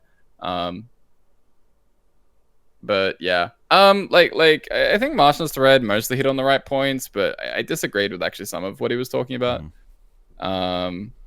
Like he brought up things like the light it burns as like an option in Reno Priest, and I just don't think cards like that have enough potential upside to justify playing like a 4/4. Like you need to be playing cards that have the greatest potential swing possible. That are situationally absurd. You know, like every card has a range of power. You want the cards that have the absolute highest range. So Lothab can be like skip the opponent's turn. Like that's about as good as it gets. Acidic Swampooze, I think, is a great option because when it hits, it hits insanely hard. You know, like you 2 mana delete the opponent's like 3+ play. So I think that's more what you're looking for, and not like a Vile Spine Slayer, basically, which is what it kind of is for the light it burns. So, bad card, highly overplayed. Very, very cool card. Very, very cool. And I'm very excited for what it opens up in the future. Yeah, we'll see.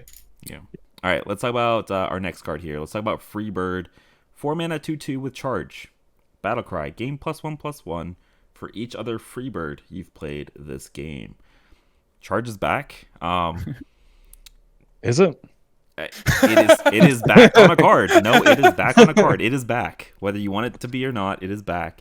I don't think it's a very good card, but it is back. Okay. This is the Northshire Farmer, Baleful Banker, or whatever deck. Shuffle 1 million Freebirds in your deck and then kill them with Brand Freebirding. I don't know. I'm trying. It's a 4 mana 2/2 beast. Like it's Yeah. Yeah, I mean, cards like this just remind me of like Yu-Gi-Oh, like early Yu-Gi-Oh for some reason. This just feels like it's straight out of that. This doesn't feel like something that is ever going to work in Hearthstone, or it doesn't feel as Hearthstone.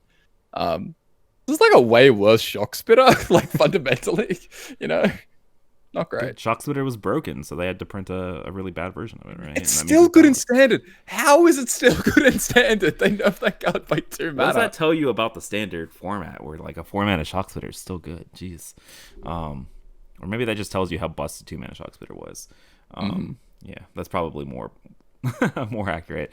All right, Merch Seller. 4 mana 3/5 Naga. At the end of your turn, put a random spell on the top of your opponent's deck. Okay. People love disruption. This just says 4 mana 3/5. Your opponent skips their turn, right? Because they draw. It's a random spell. It's probably a very bad card. That's not a real Hearthstone card. Their turn, yeah. Kinda half barely skips their draw. Yeah, I think draw a card for turn, you lose, right? Like I think what he meant to say is we can skip this card. Look, people love their disruption. You know that this is going to get played against you, and you know it's going to like screw you over, and you're going to be mad.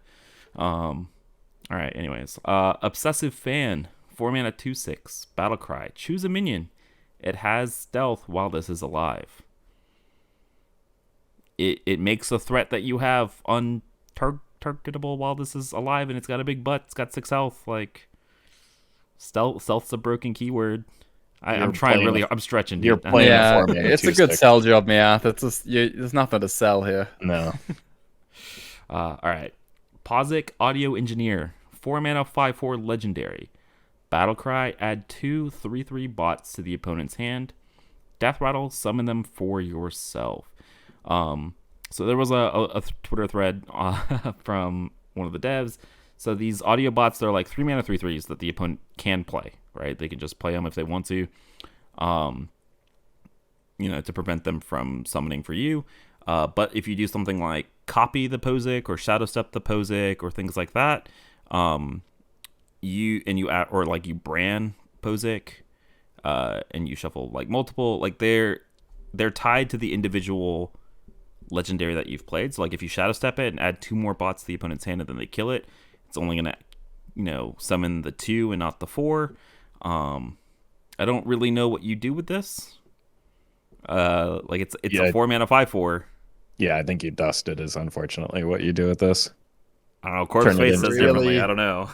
It's a really good arena card. I mean, it's like a kind of a high main, but we play wild, so it's kind of a high main. So yeah. I don't even still really fully understand how this works.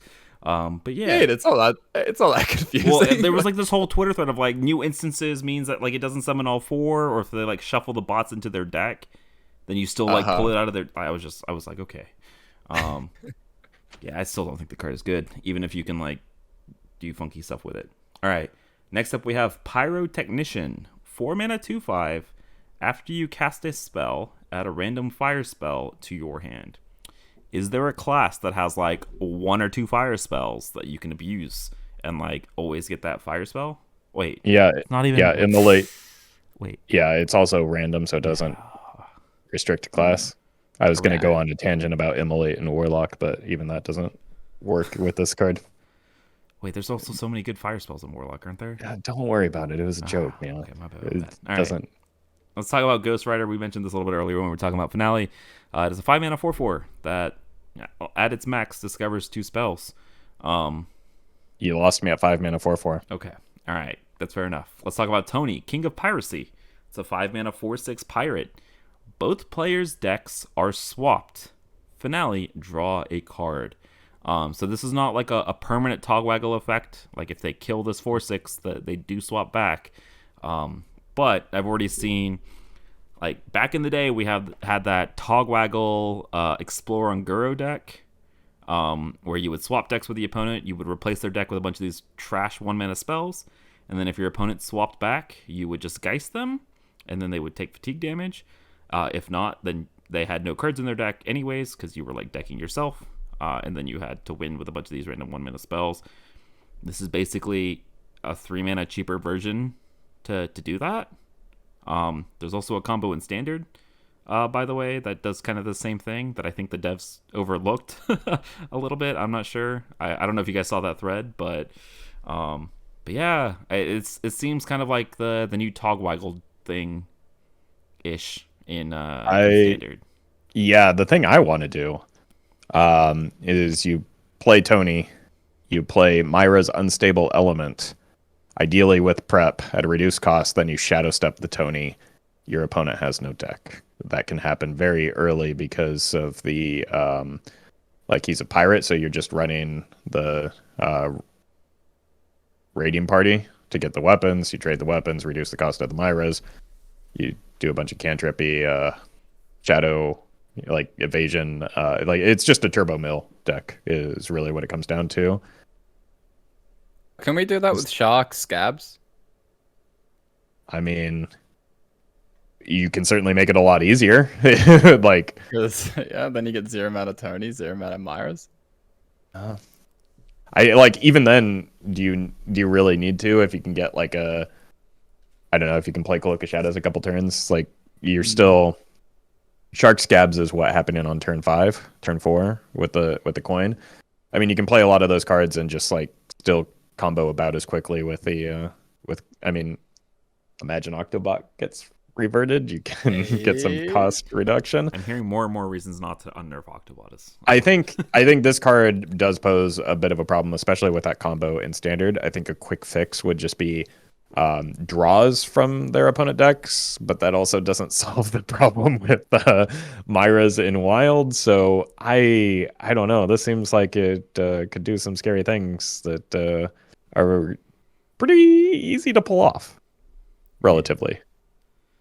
I kind of want to stick on the combo in Standard. So yeah, what's the card called? The Fires. Fires of Yeah, with Steam Cleaner. Basically the same idea as the Togwaggle Geist thing. Like I think the devs, like, they catch probably so many things that we just never get to see, right? Like, so like a lot of their work goes completely unseen. There have only been a couple instances where they've sort of let through big fat oopsies that they didn't really notice, which probably the most infamous one was Snip Snap, where they were just like, oh, hey guys, new free legendary coming up. And in about 6 minutes, it was like, this actually goes infinite. And then they're like, oh, we didn't notice that. How bad? I don't know how this slipped through. Like, again, I want to give people credit and things like that, but this is one of the more baffling ones because this combo has existed before. Like, it isn't even something that had to be like, you know, some convoluted thing where it's like, oh my god, I can't believe we never considered. It's like this exact thing has literally happened, like almost card for card in the same class, and it's like it's probably the first thing that you think of as well when you see a card like this. So it is a little bizarre to me that this made it through, even if you acknowledge like mistakes happen, things like that, because it does seem like the devs weren't aware of it, or at least Leo, the lead, wasn't. Like maybe someone in final design caught it and they just like don't think it's a balance problem. It got mentioned in a meeting 8 months ago and like it slipped everyone's mind. But I don't know, apart from that, I'm just a little confused about what's going on with this one. Yeah, I am not sure either. I also this card design also just kind of feels weird to me, of like what's the upside of printing a card like this? Like, I don't know. It feels like it's one of those cards that's just gonna piss off like 95% of the player base and appeal to like, what was that, 5%? I almost couldn't do math there. And it feels like a very weird card to print. Plus the fact that there's like now this like oopsie really gross combo. Like, even if it's not a good combo, it's gonna be one of those things that feels like super bad to lose to in standard. And so I don't know. I wouldn't be surprised if we saw something change about him or Steam Cleaner or Zinashari at some point in the future. But yeah, I don't know. This did create a lot of, I don't know. Yeah, it's like a Ticketus, but like potentially with the opportunity to be a legitimate win condition, which, like, you know, was very rare for Ticketus, but like this is something that you could legitimately build around as a way to win games. And we saw how mad Ticketus made people feel when it was such a bad card. And this comes out a lot faster with, you know, a fairly easy way to pull off. So it's gonna turn some people off of Hearthstone that are like casual standard players potentially. So I think something has to probably change. In Wild, like the decks that I would give a shout, like Roffle's already covered the Myra's idea. Obviously, like in Warrior, you can do this as well. Where you could build probably like a Control Warrior shell that plays Vandar, that just plays Vandar with Tony and the Steam Cleaner, or the like Explore Geist, like whichever one. I don't think it really matters. Yeah, both, like whatever, like whatever you want for redundancy. Doesn't really because matter. like Steam Cleaner beats the Explore and Goro just as easily as Geist does, so why not add some redundancy? Yeah. Yeah, okay, so you might as well just play both. But yeah, you can do that. So all of a sudden, like Vandar and on your Tony costs 2 mana. You can also tutor it with Ankar as well. So you could go like Anchor on 3 into Vandar and then swing, and all of a sudden you have a 2 mana Tony ready to load up and go. And then you just fill your deck with like 27 pieces of Warrior removal crap, and noted control class Warrior. Yeah, agreed. Yeah. So like that might be something that people want to approach. You can even put in like more threats. You know, if you are playing like a Vandar deck, maybe you do play like a couple high top end, like good removal card, good tempo threats and things like that. So yeah. Do you ever play this in Pirate Rogue? I know it might sound a little dumb, but you play it on 5. It's a pirate. You draw a card, and the opponent can't play their Reno Jackson or draw into their Flugel Tox. Oh, well, they don't need to draw their Reno or Flugel Tox because it's in their hand because they played Ice Fishing anyways, and so. Oh, how they get the no, the Reno won't be active, Meowth. Oh. I still don't see it, but I clicked. I got there. Yes. Yeah, Oh, don't say It that. could be at least. It could be fine. It's gonna frustrate people when generated off of like an amalgam or summoned off of the unnerfed Raid the Docks Juggernaut. True. Can you imagine something that off the raid? Oh, that'd be gross. Ooh. Yeah. But yeah, the pirate rogue idea was something that's funny that I heard floated, and I was like, oh, It's kind of maybe, cute. probably not, but maybe. Yeah. I don't People know. will try it. Maybe we won't even see this card see the light of day though. So like we're talking about a whole lot of things, and maybe I wouldn't expect them to actually change anything until things go live, but who knows? All right. So moving on here, let's talk about unpopular has been. What a name. Feels bad. 6 mana 5/5 undead. Death Rattle. Summon a random 5-cost minion from the past. Now the name makes sense.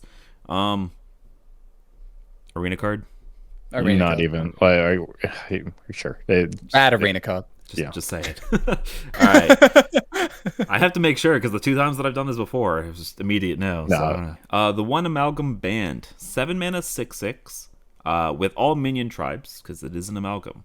Battle Cry gained a random bonus effect for each minion type that you've played this game. So very much a Tiamat-esque effect. The bonus effects are like keywords, I'm assuming. So it feels like a Tiamat style of card. Just going to put this also out there that Matt London tweeted out that this was going to see play in a tier 1 wild deck in the next 12 months. He obviously knows something that we don't.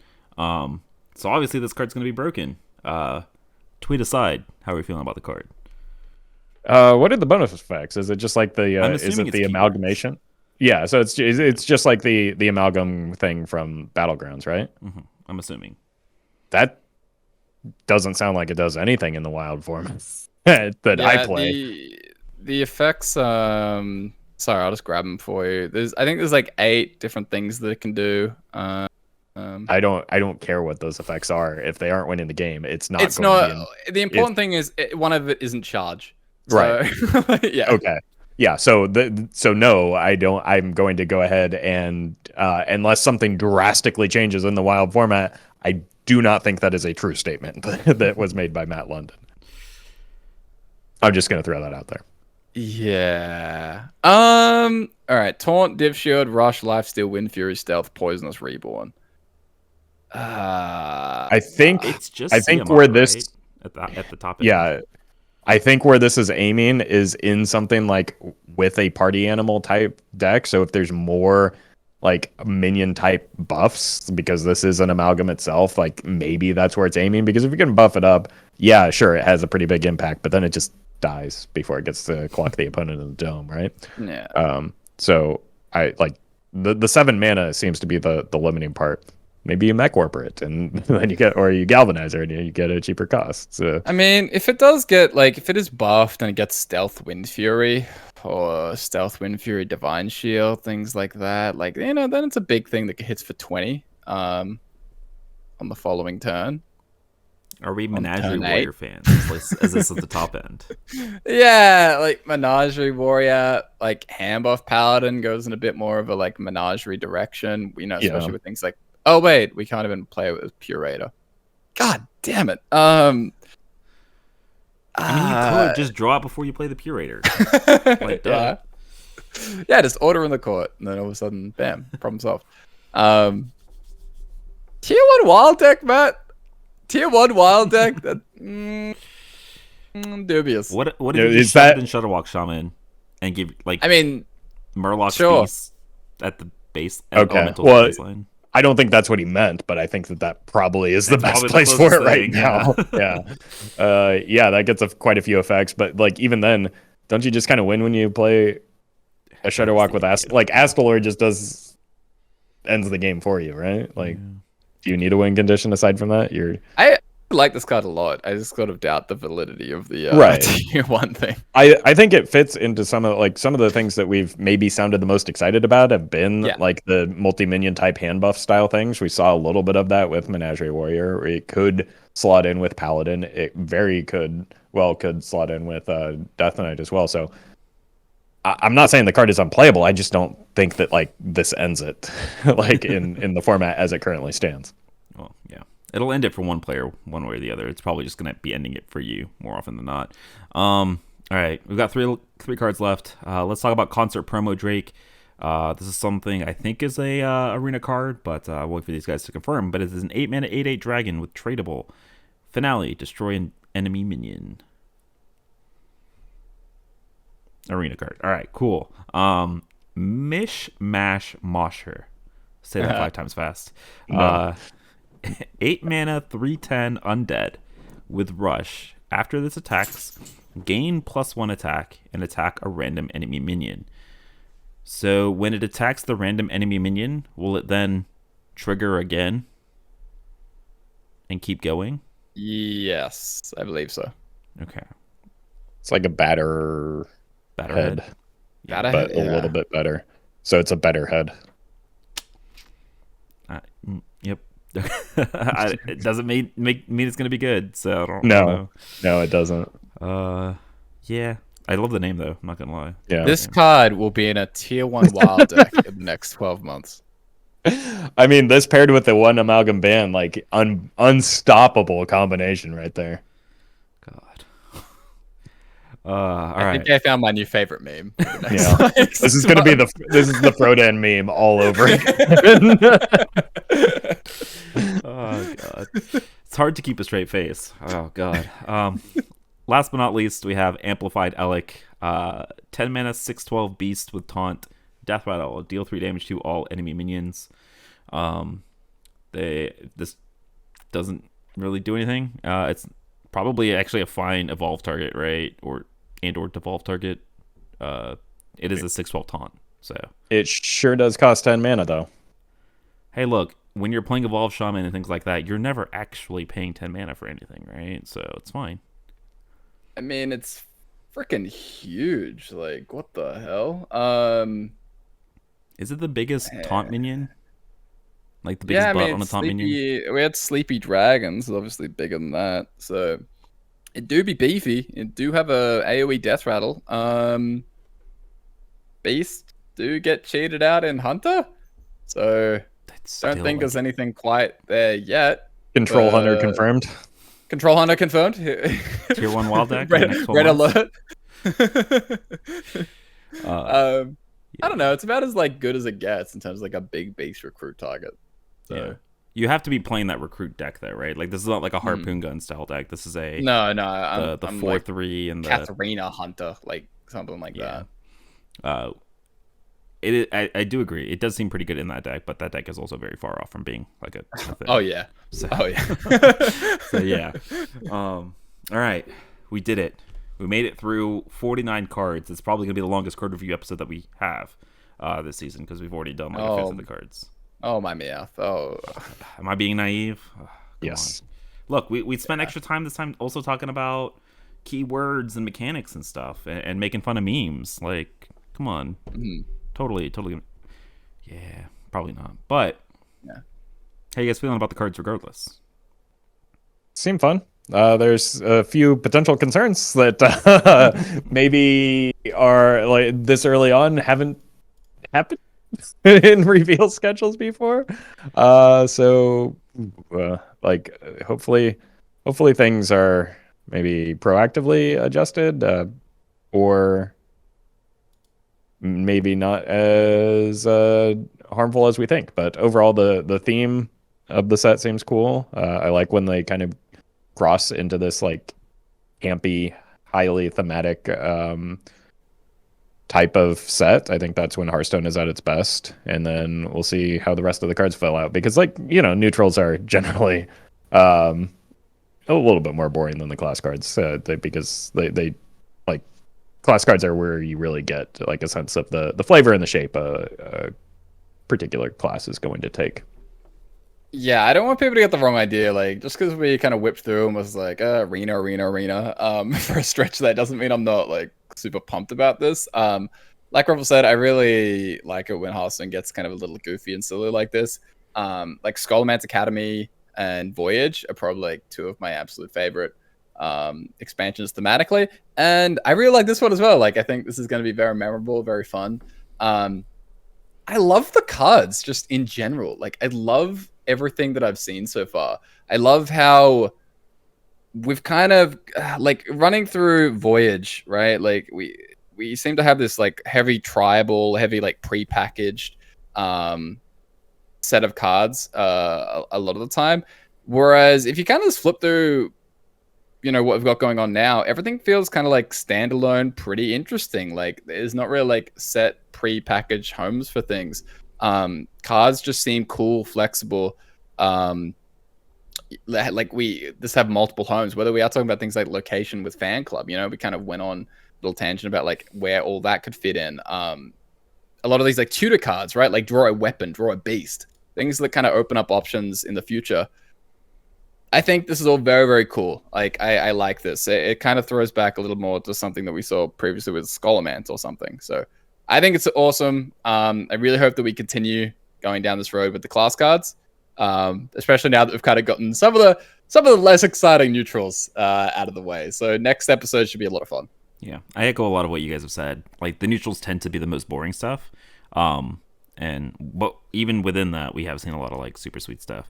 I will also say they are doing what they've started to do in the like since the mini set, where they reveal things like in packages now, which I think is like super great for content creators like us, where it's like, because I remember in the past we'd be like, yeah, this card seems sweet, but like we have to see the rest of the Death Knight cards to see like what it's good, like if it's gonna be playable or not. And now we get to see all of them, and so we can actually like properly evaluate things, which will be nice. And so yeah, the next couple of podcast episodes are going to be dedicated to talking about all of the new cards, and it seems like there's a lot of sweet stuff.